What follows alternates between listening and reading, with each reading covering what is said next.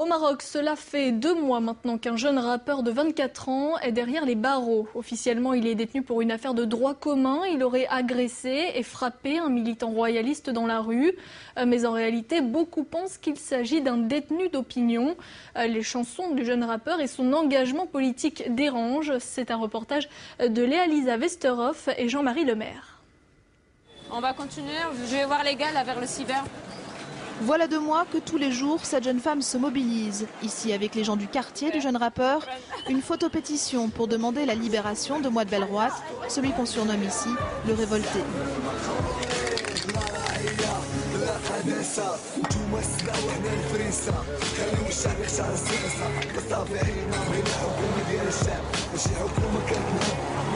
Officiellement arrêté pour avoir frappé un militant royaliste, pour Maria, ce sont ces textes subversifs qui lui valent la prison. Elle défend sa liberté d'expression. Si on demande à avoir des responsables qui rendent compte, en quoi on est dangereux et envers qui on est dangereux. Pour moi, c'est là la question. Et en 2011, je ne peux pas rejeter des questions pareilles. Dans la chambre de Mouad, son frère est formel. Le rappeur de 24 ans militait pour une monarchie plus démocratique. Dans ses chansons et dans la rue, il n'aurait frappé personne. Il n'a rien fait contre la loi. Donc, tout ce qu'il a fait, il est légitime. Il a fait une grande mobilisation au niveau du quartier. C'est ça qui a dérangé les autorités. Parce que ça donnait un exemple pour délocaliser les manifestations dans tous les quartiers au Maroc.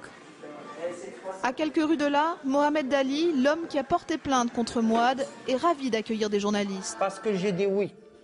Seulement parce que j'ai Ce militant royaliste, toujours en première ligne des manifestations, se présente en bon père de famille. Il jure avoir été frappé, même si certains témoins affirment le contraire. Ceux qui ont témoigné contre moi, je ne les connais pas.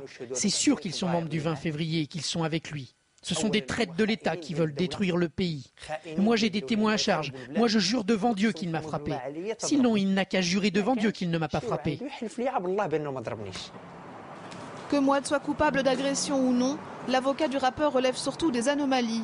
2 mois de détention provisoire et toujours pas de jugement. Pour une bagarre de rue, c'est trop. La règle, c'est que le juge d'instruction traite ce type de dossier en 1 mois. Exceptionnellement, si c'est nécessaire, il peut pousser à 2 ou 3 mois. Mais là, l'affaire est simple et le dossier est vide. Donc il aurait fallu que ce soit traité en 1 mois.